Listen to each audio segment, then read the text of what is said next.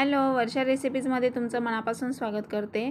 तर आज आपण 1.25 किलो या प्रमाणामध्ये सत्यनारायणाचा प्रसाद कसा बनवायचा ते बघणार आहोत। परफेक्ट प्रमाणासहित तुमच्यासोबत आज मी शेअर करणार आहे। व्हिडिओ हा स्किप न करता पूर्ण बघा, आवडल्यास जास्तीत जास्त शेअर करा। तर आता हा प्रसादाचा शिरा अगदी परफेक्ट प्रमाण आहे। 1.25 किलो या प्रमाणामध्ये मी तुम्हाला डिटेल्ससहित स्टेप बाय स्टेप अगदी परफेक्ट प्रमाणासहित शेअर करत आहे। त्यामुळे व्हिडिओ हा अगदी स्किप न करता पूर्ण बघा। तर तुम्ही बघू शकताय व्हिडिओमध्ये आपला प्रसाद किती छान आणि अगदी लुसलुशीत खूप छान कलर आलेला आहे। तर आता त्यासाठी आपण काय साहित्य लागते ते बघतोय।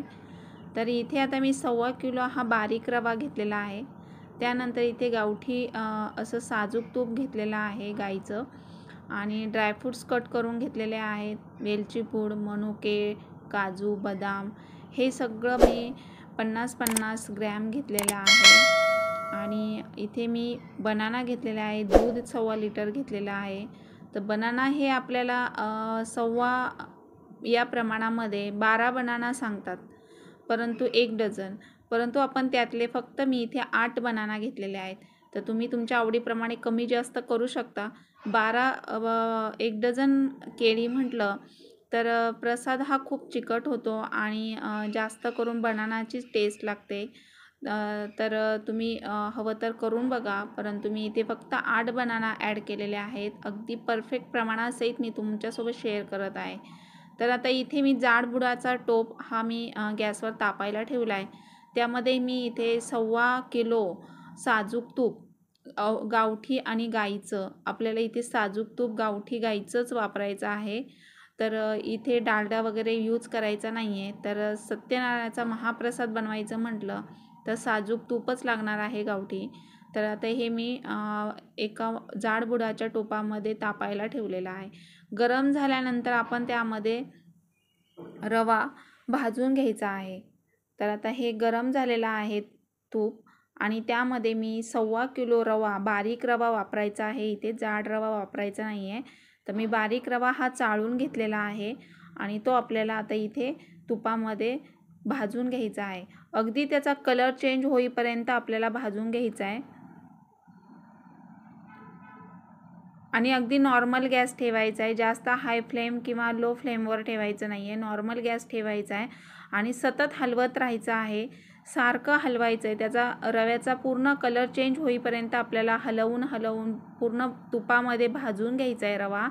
तर तुम्ही बघताय व्हिडिओमध्ये दाखवल्याप्रमाणे, आणि भाजत आल्यानंतर मग आपण ड्रायफ्रूट्ससुद्धा त्याच्यामध्ये भाजून घेणार आहोत। तर आता इथे मी मनुके आणि काजू आणि बदाम हे सगळं त्यामध्ये भाजून घेणार आहे।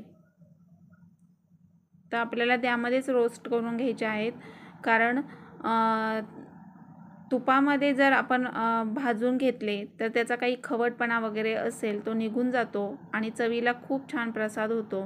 त्यामुळे ते तुपामध्ये रवा भाजत आल्यानंतर हे ड्रायफ्रूट्ससुद्धा आपल्याला त्याच्यामध्ये भाजून घ्यायचे आहेत।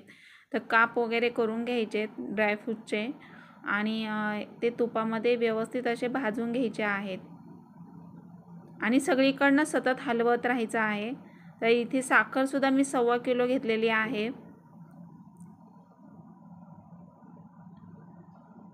तर आता हे बघा कलर पूर्ण चेंज म्हणजे होत आलेला आहे, आणि अगदी असा लुसलुशीत प्रसाद होतो आपला। त्यामुळे कुठल्याही प्रकारची घाई करायची नाही आहे, अगदी आपल्याला तुपामध्ये व्यवस्थित भाजून घ्यायचं आहे।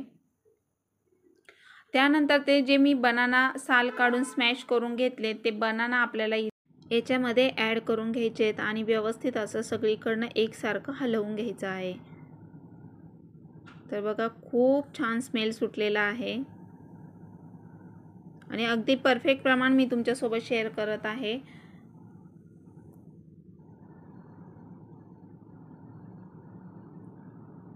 त्यानंतर दूध हे आपल्याला गरमच टाकायचं आहे। तर मी साईडला दूध गरम करायला ठेवलेलं 1.25 लिटर हे दूध आहे। त्यानंतर आपल्याला इथे पाण्याचा यूज करायचा नाही आहे, दुधाचाच वापर करायचा आहे। सगळं दूध आपण याच्यामध्ये टाकून घेतलेलं आहे, आणि आता एकसारखं आपल्याला हलवून घ्यायचं आहे।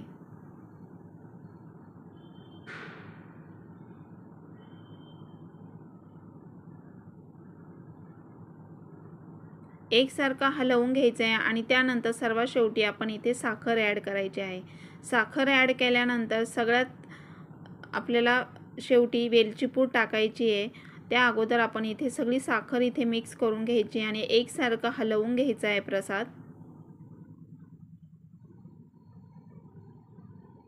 म्हणजे चवीला एकसारखा लागतो, कुठेही असा गोड किंवा कमी गोड होत नाही आहे।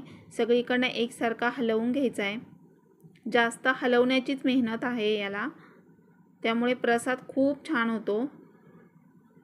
तर खालून वरून सगळीकडनं आपल्याला एकसारखा हलवून घ्यायचा आहे प्रसाद।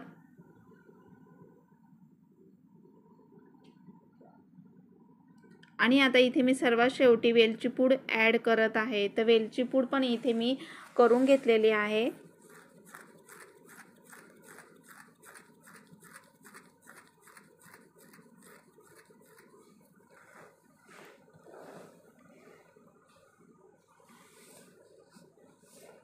वेलची पूड इथे मी 40 ग्रॅम घेतलेली आहे। 40 ग्रॅम वेलची आपल्याला इथे ॲड करायची आहे।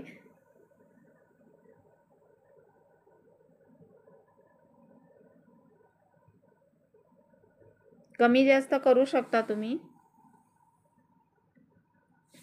आता इथे मी एकसारखं सगळीकडनं हलवून घेतलेलं आहे आणि आता आपला प्रसाद जवळपास तयार होत आलेला आहे। तर सगळीकडनं आपल्याला व्यवस्थित हलवून घ्यायचं आहे। खाली लागण्याची शक्यता असते, त्यामुळे खालून पण आपल्याला सगळीकडनं हलवून घ्यायचं आहे। त्यामुळे आपल्याला इथे जाड बुडाचा टोपच यूज करायचा आहे, म्हणजे खाली असा प्रसाद लागला जात नाही। आणि कलर पण खूप छान आलेला आहे, अगदी लुसलुशीत असा झालेला आहे बघा। आता आपण यावर 1-2 मिनटं झाकण ठेवायचं आहे आणि नंतर मग पुन्हा एकदा हलवून घ्यायचं आहे। लो फ्लेमवर आपल्याला झाकण ठेवून 1-2 मिनटं ठेवायचं आहे। त्यानंतर आता मी झाकण काढून पुन्हा मिक्स करून घेतला आहे। प्रसादाचा कलर तुम्ही बघू शकताय, अगदी कलर चेंज झालेला आहे आणि ड्रायफ्रूट्स पण आपण भरपूर घातलेले आहे, त्यामुळे प्रसादाचा स्वाद खूप छान सुटलेला आहे।